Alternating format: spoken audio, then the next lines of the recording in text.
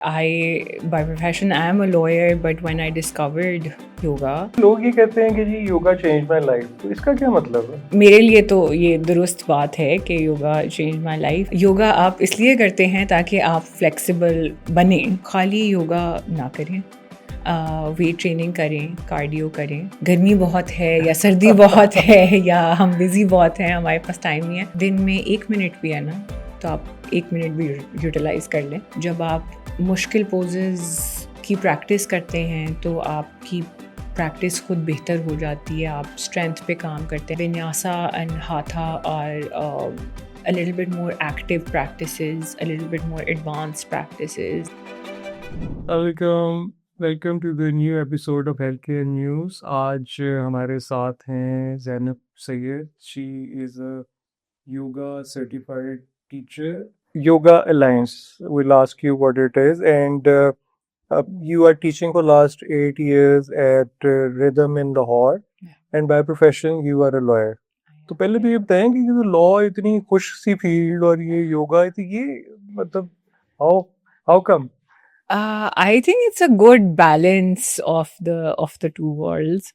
Um, by profession, I am a lawyer, but when I discovered yoga, I felt like that was something I wanted to do for myself, learn just not how to do yoga, but after a while, I felt like I want to share that practice with everybody else around me also. So I became certified and then I started teaching and then I stuck to it for a while now. अच्छा, तो जब ये लोग ये कहते हैं कि जी yoga change my life, तो इसका क्या मतलब है? मेरे लिए तो ये दुरुस्त बात है कि yoga change my life. I don't think ये हर किसी के लिए में भी शायद ट्रू ना हो। आई थिंक होता ये है, मेरे ख्याल से लोगों का ये मतलब होता है जब वो ये कहते हैं इज़ दैट वो आते तो योगा करने इसलिए हैं बिकॉज वो शायद फिट होना चाहते हैं या थोड़ा मूवमेंट इंट्रोड्यूस करना चाहते हैं अपनी लाइफ में या फैट लॉस के लिए आते हैं। लेकिन बिकॉज इस डिसिप्लिन में ब्रेथ वर्क इंक्लूडेड होता है, मेडिटेशन एक बहुत बड़ा पार्ट है इस प्रैक्टिस का। So what they and up also achieving through this practice is a lot of clarity of mind, regulation of nervous system, um, a better sense of self-worth, maybe a lot of patience is also required for the practice. Ego, to let go of ego is a big part of the practice.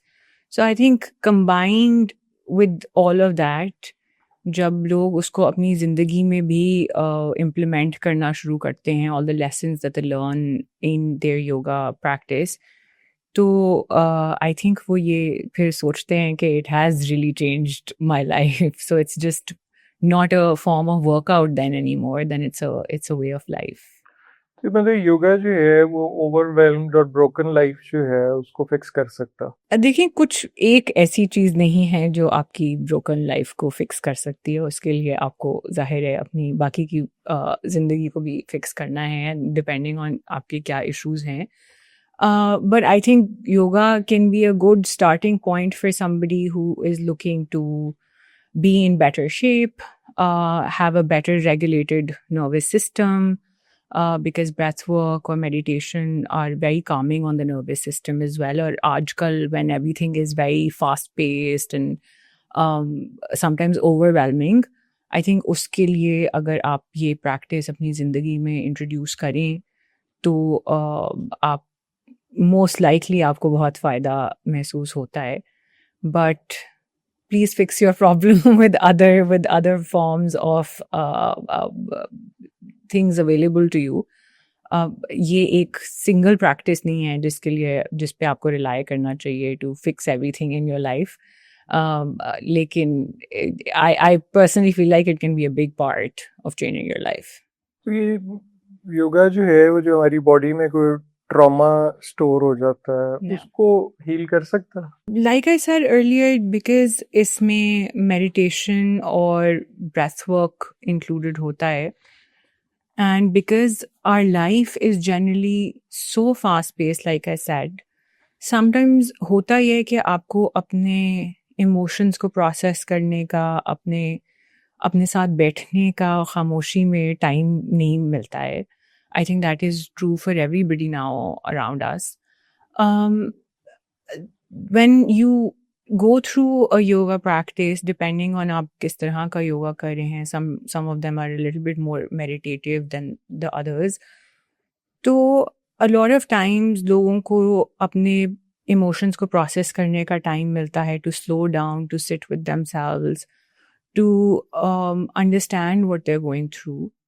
और उस वजह से I think sometimes people find a release इन योगा. जिस तरह आपने सुना होगा, लोग रो पड़ते हैं प्रैक्टिस के दौरान या मेडिटेशन के दौरान.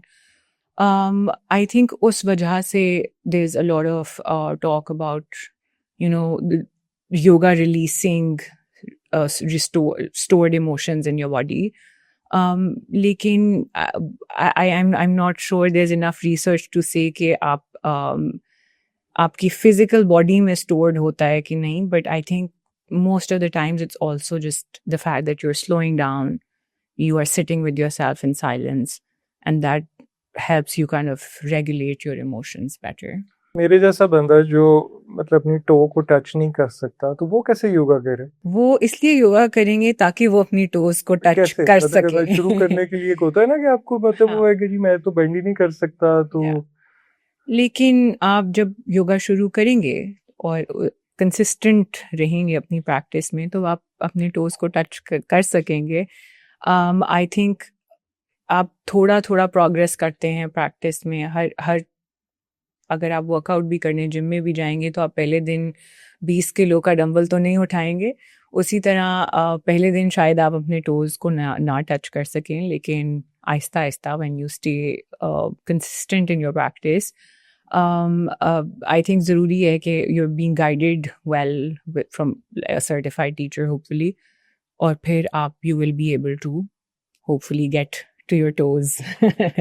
अच्छा, योगा के बारे में सबसे मतलब बड़ी मिथ कौन सी है जो आपको ज्यादातर लोग पूछते हैं? Funnily enough यही है कि क्योंकि मैं फ्लेक्सिबल नहीं हूँ, अच्छा, तो मैं योगा नहीं कर सकती. अच्छा, योगा आप इसलिए करते हैं ताकि आप फ्लेक्सिबल बने. it's a great way अपनी आप फ्लेक्सिबिलिटी मोबिलिटी बढ़ाने के लिए, जॉइंट्स की हेल्थ के लिए, all of the benefits of yoga you're only going to get if you start somewhere. अगर आप फ्लेक्सिबल नहीं हैं तो योगा डेफिनेटली आपके लिए है. अगर आप बहुत फ्लेक्सिबल हैं तो योगा शायद आपके लिए नहीं है. और ये फ्लेक्सिबिलिटी किसी भी एज में हो सकती है?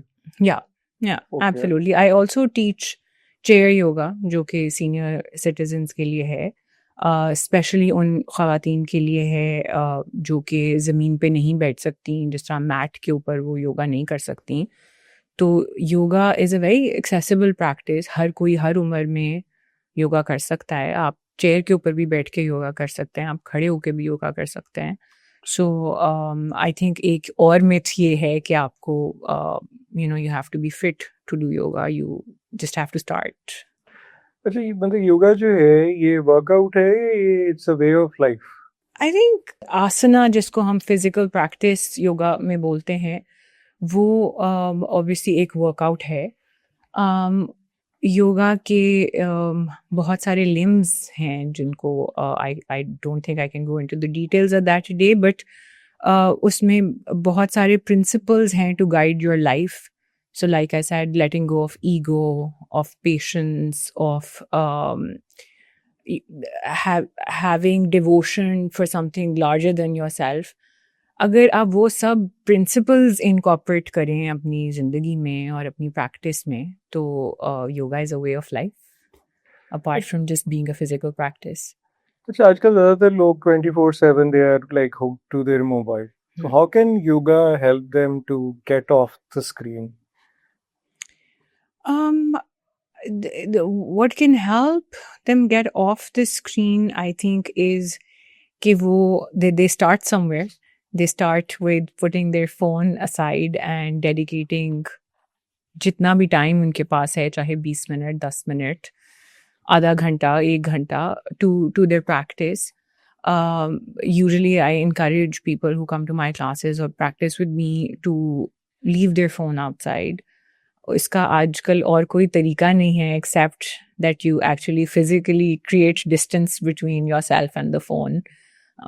And then eventually, hopefully, they will start realizing that it is actually quite fun to be away from your phone sometimes. क्योंकि फोन्स ने हमें वैसे भी लेजी कर दिया है ना, मतलब फोन्स Absolutely. की वजह से मतलब वो we are more active on screen than like in physical life.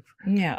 ये कि किसी को भी योगा में कितना टाइम लगता है कोई रियल चेंज अपने में फील करने में? Right. So, I think ये अच्छी अपॉर्चुनिटी है टू क्लैरिफाई ऑल्सो कि आपका गोल क्या है when you are coming to a yoga practice. अगर आपका बहुत मैसिव फैट लॉस है गोल, तो शायद yoga is going to be a really slow way of doing that. लेकिन अगर आपका गोल फ्लेक्सिबिलिटी है, अगर आपका गोल मूवमेंट है, तो आपको एक क्लास में भी फ़र्क महसूस होगा। But like with any other form of fitness, any other workout, आपको कंसिस्टेंसी चाहिए। 3 से 4 से 5 क्लासेस आप कम से कम अपने आप को दें कि आपको समझ आए कि प्रैक्टिस कैसी है, योगा में करना क्या होता है, मुझे मेरी बॉडी कैसे फील करती है आफ्टर योगा। उसके बाद आई थिंक जितना आप कंसिस्टेंट रहेंगे, जितना आप अपने टाइम डेडिकेट करेंगे प्रैक्टिस को, उतनी जल्दी आपको रिजल्ट्स नज़र आएंगे। Flexibility and improvement in mobility, improvement in your sleep, all of those things, तो आई थिंक आप पहली क्लास के बाद भी फील कर सकते हैं। आप you don't need a year or 8 years or 10 years to feel that. आप it can happen in an hour also. But as a layman, मैं अगर रूटीन में कोई वॉक करता हूँ या रनिंग करता हूँ और मैं why should I start yoga? अच्छा, मुझे से क्या what should I look for if I start yoga? पहले तो मुझे लगता है कि अगर आप एक होलिस्टिक फिटनेस चाहते हैं, अपनी एक रूटीन को होलिस्टिकली देखना चाहते हैं, तो खाली योगा ना करें, वेट ट्रेनिंग करें, कार्डियो करें, साथ में एक प्रैक्टिस ऐसी रखें जिसमें आपको flexibility, mobility, like I said, और अपनी बॉडी को, like we say, to keep it open and flexible and mobile, उसकी practice आप करें. So anybody who's running, maybe like you said, anybody who's doing a gym workout like weight training, it's a very good complementing practice, ताकि आपके muscles जो हैं वो stiff ना हों, आपकी जॉइंट मोबिलिटी बेहतर रहे, आपका nervous system regulated rahe, because like I said, there's a lot of breath work, meditation. It's not just good for your body, it's also good for your mind as a practice. So as a fitness routine, I think this is a really good supplement to all of your other workouts as well. आजकल जो ये जो modern lifestyle है, इसमें stress, anxiety, burnout, ये मतलब normal हर एक face कर रहा है, तो can yoga help heal it? Yeah, absolutely. But like I said earlier, बहुत सारी और भी फैक्टर्स आपको चेंज करने होते हैं लाइफ में। आप सिर्फ एक्सपेक्ट नहीं कर सकते कि आप एक योगा क्लास में आएंगे और वो आपकी पूरी ज़िंदगी बदल देगी। जब तक आप खुद अपनी प्रैक्टिस या अपनी हैबिट्स को नहीं बदलेंगे, तब तक सिर्फ योगा से ये एक्सपेक्ट करना या किसी भी और प्रैक्टिस से ये एक्सपेक्ट करना इज़ अनरीजनेबल। योगा आपको बहुत अच्छे टूल्स दे सकता है ये सब कुछ से निकलने के लिए। So somebody, even for me, somebody who has anxiety, somebody who is easily overwhelmed, can find a lot of benefit from breath work to calm their nervous system. A lot of times people are recommended by doctors to take on these practices also because it's a practice to slow you down. It is a practice to help you have a better grip on your thoughts. बहुत सारा time हम योगा में spend करते हैं कि आपको obsessively अपने thought loop के अंदर नहीं रहना है उसको you have to let go, you have to let it pass. So बहुत इस तरह की प्रैक्टिसेस आपको बहुत हेल्प कर सकती हैं in dealing with something like anxiety and depression. But of course, if somebody is going through something, they should consult a doctor, or they should have other practices in their life, other habits in their life that help them overcome all of these issues. तो what can be the starting point of someone जो कि बड़ा lazy भी है और unmotivated भी है? Yeah, no, that's a good question. I get that a lot. बहुत बहुत सारे लोग पूछते हैं कि हमारा दिल तो करता है शुरू करने का, लेकिन हम बड़े लेजी हैं, या गर्मी बहुत है, या सर्दी बहुत है, या हम बिजी बहुत हैं, हमारे पास टाइम नहीं है. सो मैं ये कहती हूँ कि अगर आपके पास दिन में 1 मिनट भी है ना, तो आप 1 मिनट भी यूटिलाइज कर लें. आज आप 1 मिनट करेंगे, कल 2 मिनट हो जाएगा, 3 मिनट हो जाएगा. स्टार्ट आपको खुद ही करना पड़ेगा. Nobody is going to come and I hope कोई ऐसा होता कि आपको फिजिकली उठा के कोई योगा क्लास में डाल दे, बट ऐसा होगा नहीं. आप अपना लाइफस्टाइल देखिए क्या है. If you are a really busy person, if you don't have the time, तो आप चाहे अपने घर में वॉक कर लीजिए कुछ देर. आप अपने आधा घंटा है तो आधा घंटा यूटिलाइज कर लें. ये भी एक बड़ी गलत लोगों की सोच होती है कि मुझे वर्कआउट करना है तो इसका मतलब है मुझे 3 घंटे ही वर्कआउट करना है, या 2 घंटे, या मुझे जिम ही जाके करना है, या किसी क्लास में ही जाके करना है.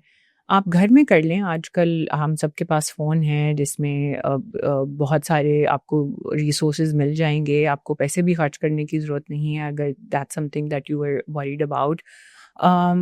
आप बस शुरू कीजिए. आप वो 1 मिनट भी शुरू करेंगे, 2 मिनट हो जाएगा, 3 मिनट हो जाएगा. आप घर में वॉक से शुरू कर सकते हैं. आप घर में, आपको मैट भी नहीं चाहिए, आप एक कारपेट से शुरू कर सकते हैं.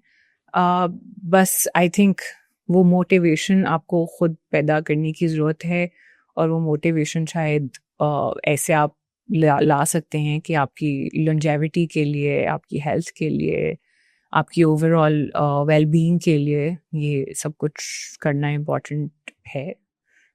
तो एज अ योगा एक्सपर्ट कोई ऐसा मोमेंट है जहाँ पे कि आपको लगता है कि योगा ने आपको पर्सनली सेव किया, आप ऐसे कोई लाइफ की ऐसी उससे? Yeah, I think when you asked me if yoga changed my life, I think I said that it's true for me. Um, I have a very demanding job. Like you said, I'm a lawyer by profession. I also have a lot of anxiety, and I tend to get overwhelmed really quickly also.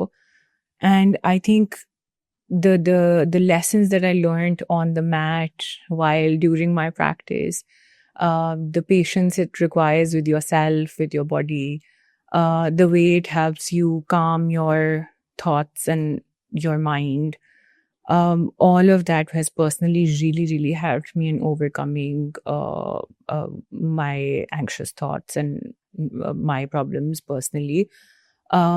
लेकिन I would like to say कि वो सब तभी होता है जब आप consistently एक प्रैक्टिस को फॉलो करें, और जो आपकी सराउंडिंग, आपकी हैबिट्स हैं उसको भी साथ में चेंज करें.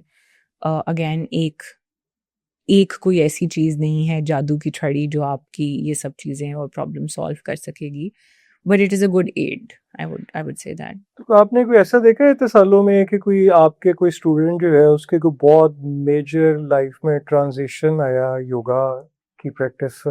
I think generally मुझे बहुत खुशी होती है जब if somebody has moved away from here after attending a class, like attending sessions with me, और वो किसी दूसरे मुल्क में भी जाकर एक योगा क्लास ढूंढते हैं जाने के लिए, just because now they love the practice so much that they don't want to give it up. But personally, I think the transformation that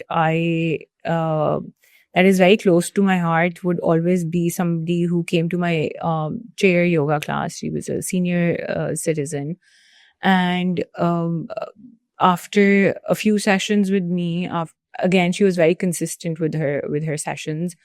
उन्होंने मुझे एक दिन आके कहा कि अब मैं नमाज बैठ के नहीं पढ़ती, अब मैं नमाज प्रॉपर पढ़ सकती हूँ. So I think that was very special personally for me, just because जो आपकी ज़िंदगी में छोटी-छोटी चीज़ें होती हैं, जो अगर आप अपने ऊपर काम नहीं कर रहे हैं, अपनी फ़िज़िकल फ़िटनेस का ख़्याल नहीं रख रहे हैं, तो वो छोटी जॉयज़ ऑफ़ लाइफ़ भी आपकी ख़त्म हो जाती हैं. And getting those back into your life just because you have been dedicated to your practice is just like so special for me as well. ये मतलब ये क्या वजह है कि लोग बहुत सारे योगा शुरू करते हैं फिर छोड़ देते हैं? आई थिंक ये वही प्रॉब्लम है जो हर वर्कआउट के साथ होती है. Some just don't have the time और the means to attend these sessions, और we just get lazy sometimes.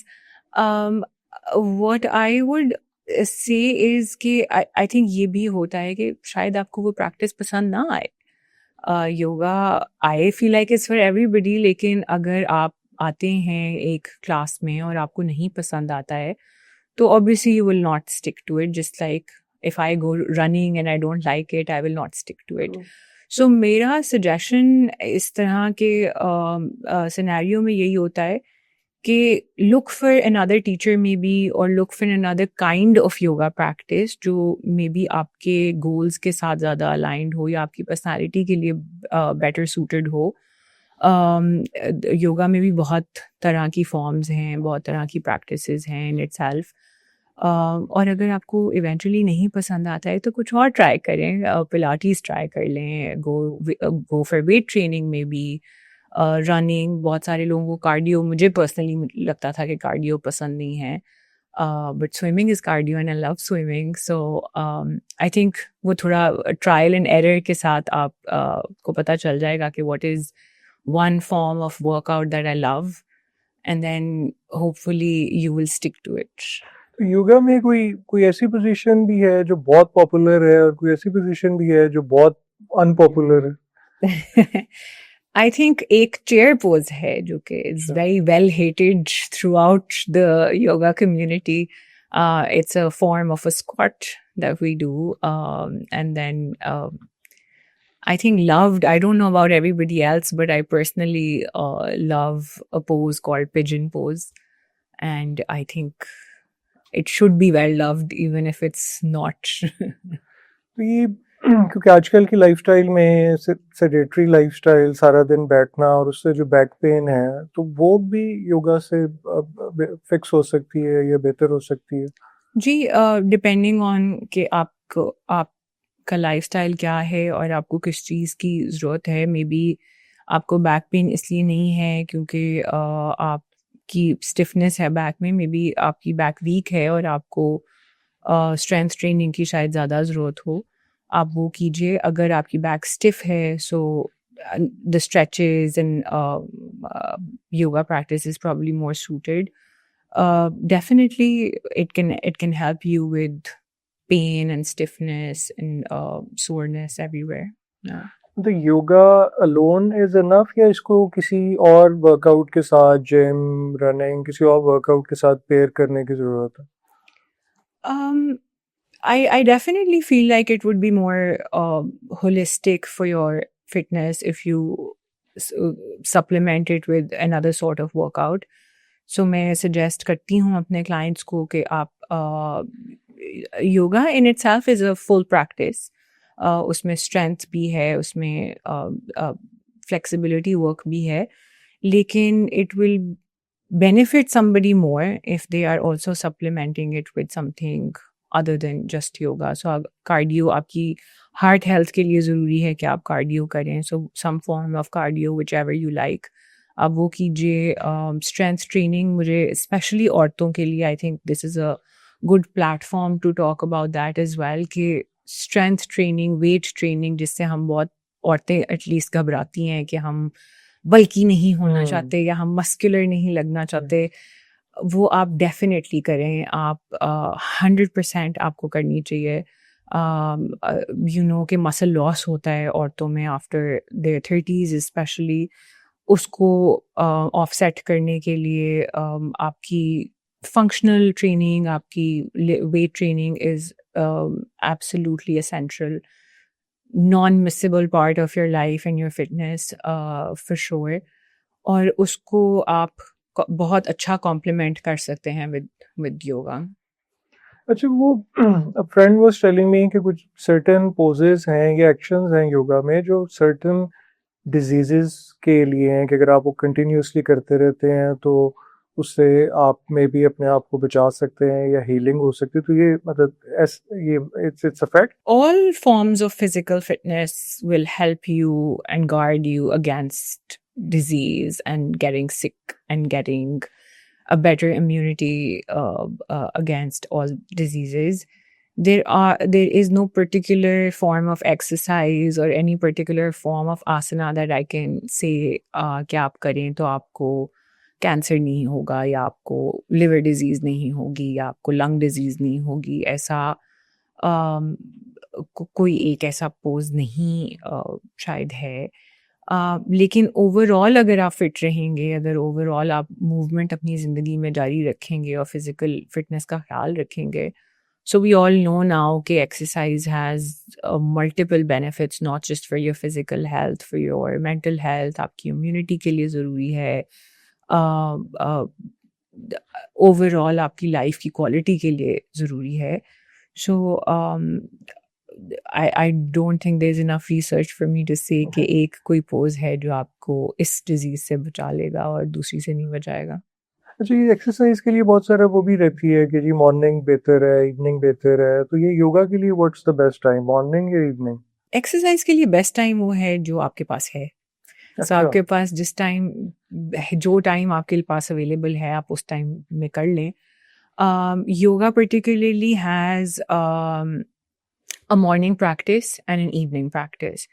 तो उन दोनों में बहुत फ़र्क होता है। आपकी जो सुबह वाली प्रैक्टिस होती है वो एनर्जाइजिंग होती है, वो ऐसे पोजेस पे फोकस करती है जिससे आपकी energy is uplifted.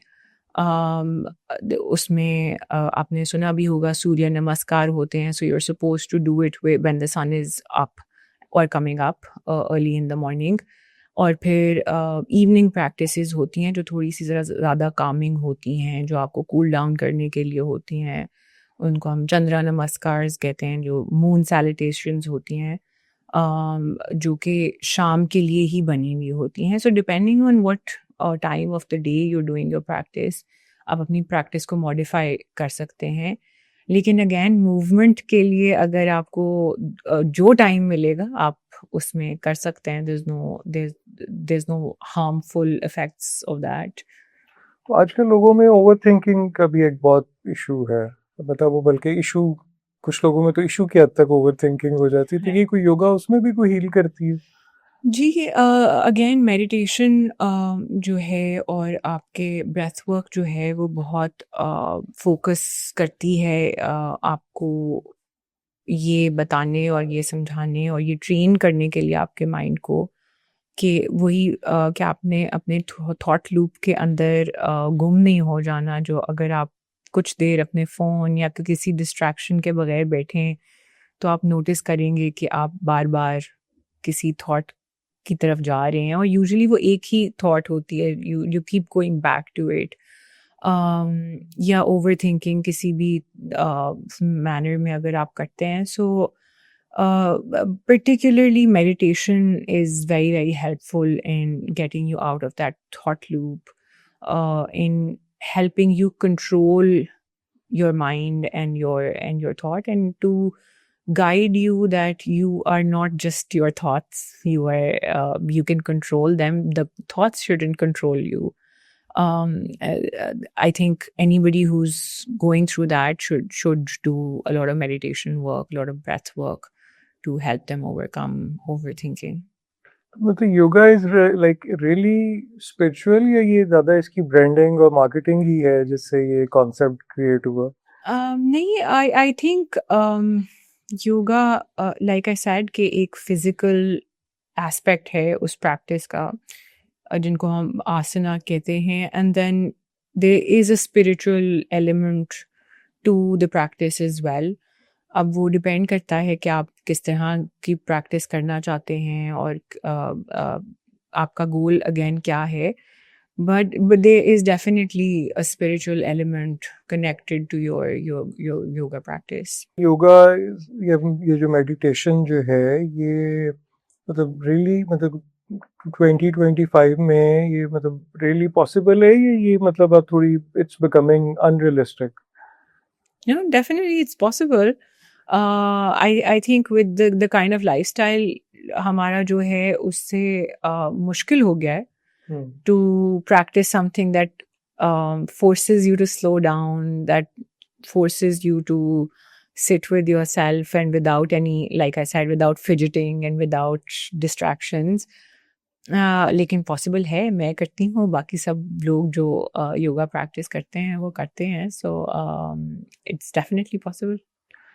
It's a lot of effort though. Of course. आपको लगता है कि ये जो सोशल मीडिया है इसने बड़ा डैमेज किया है योगा की एसेंस को या नो इट्स क्योंकि सोशल मीडिया पे भी तो बहुत सारी चीज़ें बड़ी डिफरेंटली पोर्ट्रे होती हैं. या डेफिनेटली आई थिंक आप योगा बहुत सारा जो इंस्टाग्राम पे देखते हैं और सोशल मीडिया पे देखते हैं, अ lot of that is not real yoga. बहुत फैंसी अगर कोई पोज आप देख रहे हैं तो may be they didn't achieve it through just yoga. They are maybe body contortionist or they have maybe achieved it over many years. So एक बंदे को हेड स्टैंड करते हुए देखना और सोचना कि मैं पहले दिन योगा में जाऊंगी और ये करने शुरू हो जाऊंगी तो ऑब्वियसली ये थोड़ा अनरियलिस्टिक है. I do feel like a lot of yoga on social media is just marketing. But I will also say कि जो आप फैंसी पोजेज इंस्टाग्राम पे देखते हैं वो उनको अचीव करना आपका गोल होना कोई बुरी बात भी शायद नहीं है.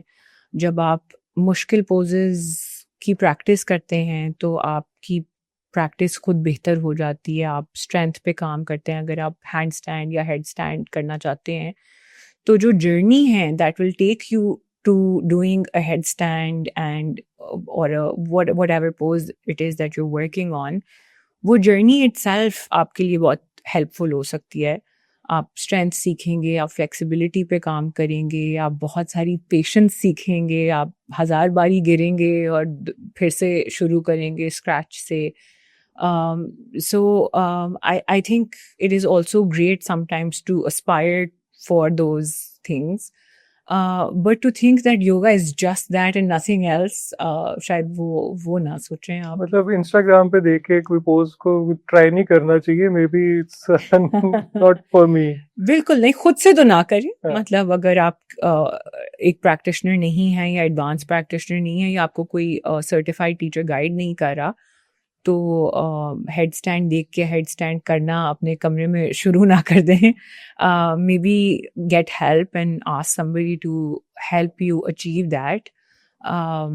लेकिन ज़रूर करें अगर आप दैट्स योर गोल तो आप work towards it for sure. Do you think yoga can help cure कोई क्रॉनिक इलनेस और कोई जो सीरियस हेल्थ इश्यूज हैं उनमें? Again, I don't think that one practice can help you get over a disease. It can help you remain active. It can help your overall physical fitness and your health and well-being. लेकिन कोई chronic disease आप कहेंगे सिर्फ योगा से cure हो जाएगी, that is probably an unrealistic expectation to have from anything.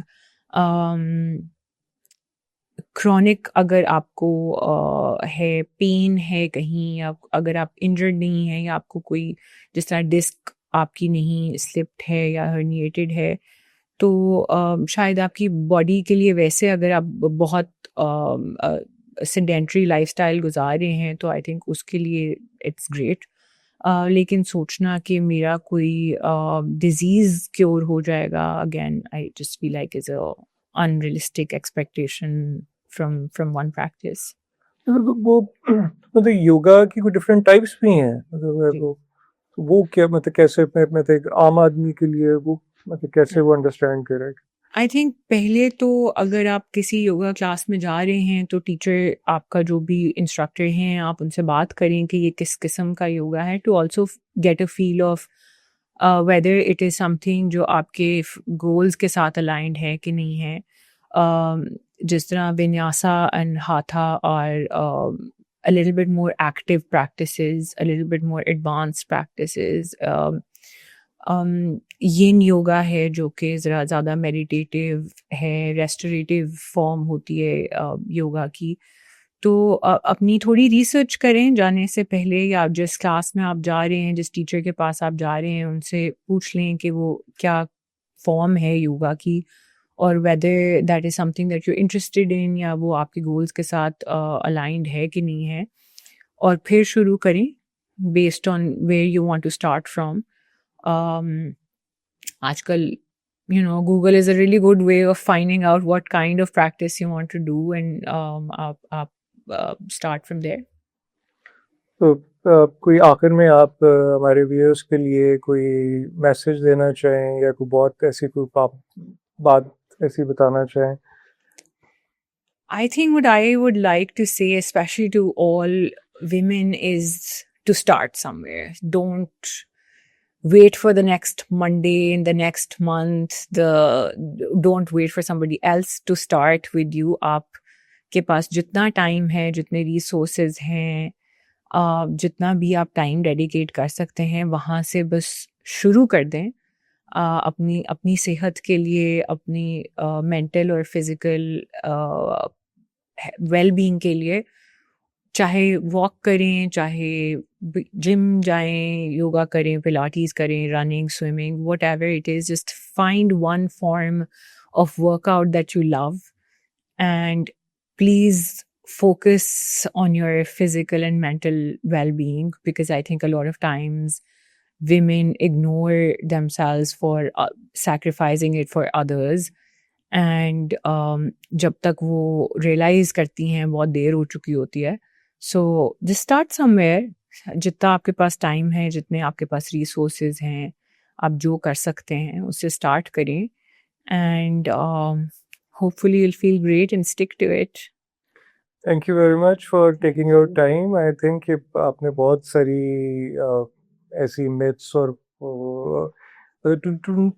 आम बंदे के लिए to understand yoga, I think बहुत सारी चीज़ें आपने क्लैरिफाई की. Thank you very much. Thank you so much for having me. Thank you. जी, थैंक यू.